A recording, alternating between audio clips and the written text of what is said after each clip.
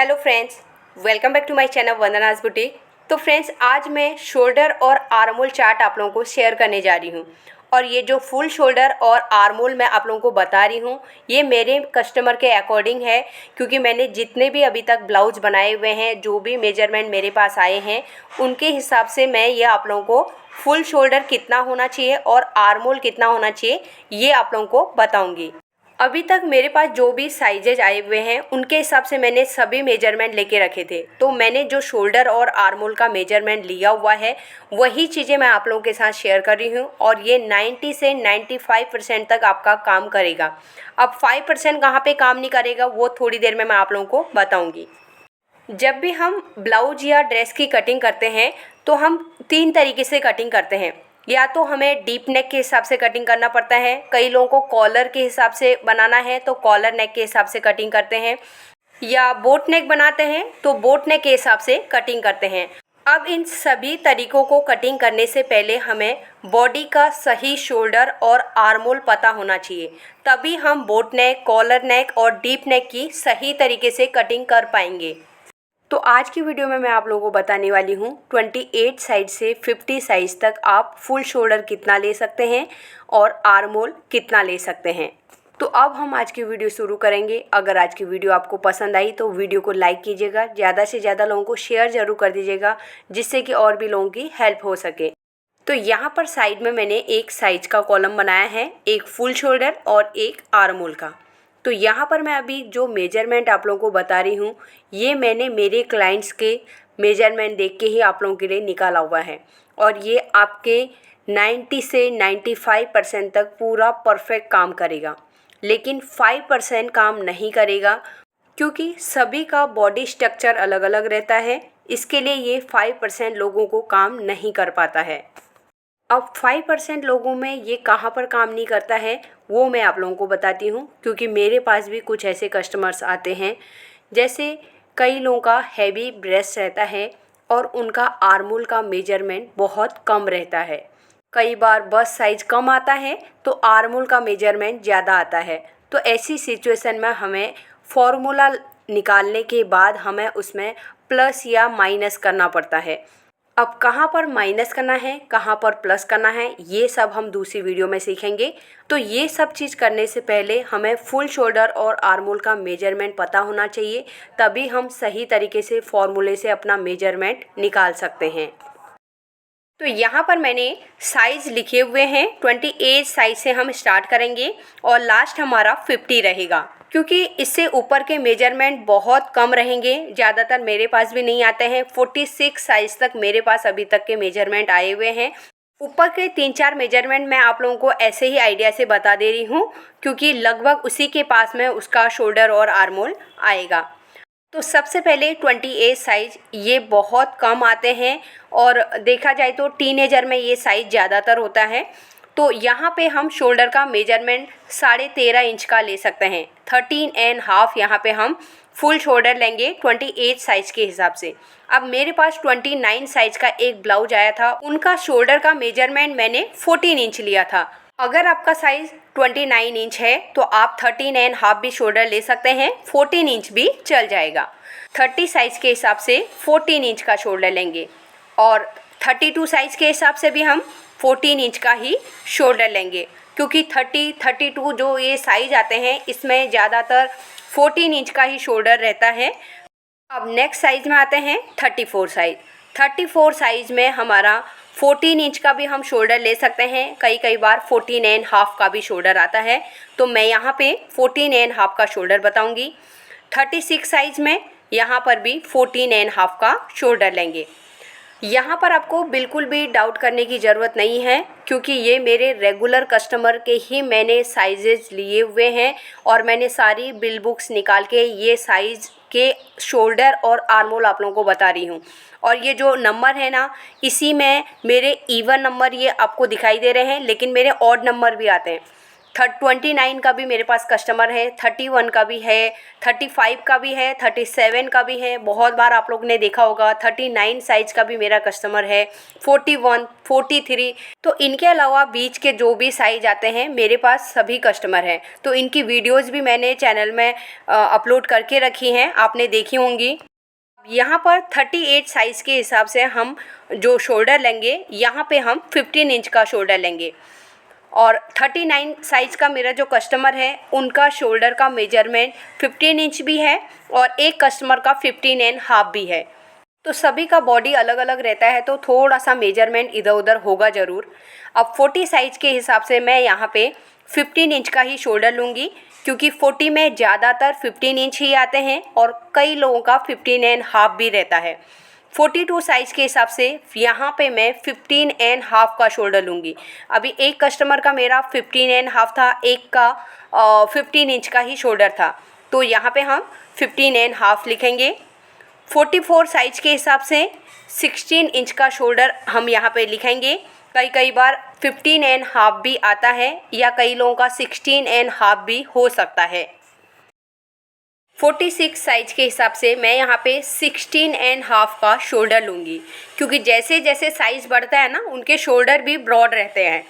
तो 16.5 यहाँ पे 46 के हिसाब से हो गया। यहाँ पर मैंने 46 साइज़ तक आपको अभी शोल्डर का मेजरमेंट बताया। 34 से लेके 45 साइज़ तक बीच के भी आप नंबर पकड़ सकते हैं। इतने रेगुलर मेरे कस्टमर आते हैं जो मेरे ब्लाउजेज बनते ही हैं। 28 और 30 साइज़ कभी कभी आते हैं, ये बहुत स्मॉल साइज़ है। और 46 से ऊपर का साइज़ जो है वो भी बहुत बड़ा साइज़ है, इसके लिए वो कस्टमर भी थोड़े से कम हैं। अब मैं आपको आर्मोल का मेजरमेंट बताऊंगी। 28 साइज़ के हिसाब से हमारा शोल्डर 13.5 था, तो आर्मोल का मेजरमेंट 14 इंच आएगा। और 30 साइज़ के हिसाब से 14 इंच का शोल्डर है, तो यहाँ पे हमारा 14.5 का आर्मोल आएगा। 32 साइज़ के हिसाब से 15 इंच का आर्मोल आएगा और 34 साइज़ के हिसाब से 15.5 का आर्मोल आता है। कई बार 15 इंच का भी आर्मोल आता है 34 में।